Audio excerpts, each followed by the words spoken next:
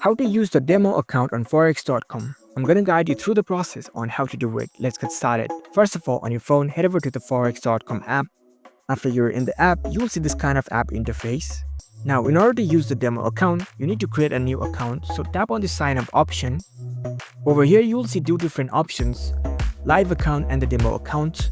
So in order to use the demo account, choose this demo account option. You'll be opening a demo account for yourself. You can further choose the account type and tap on this create demo at the bottom. It will take you to the sign up page. From here, you can create a new account for yourself.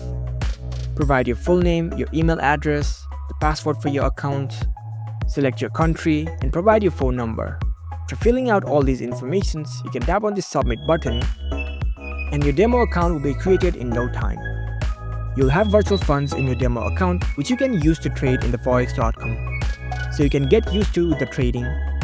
Once your account is created, you can come to this login section and log into your demo account. And you can start using your account.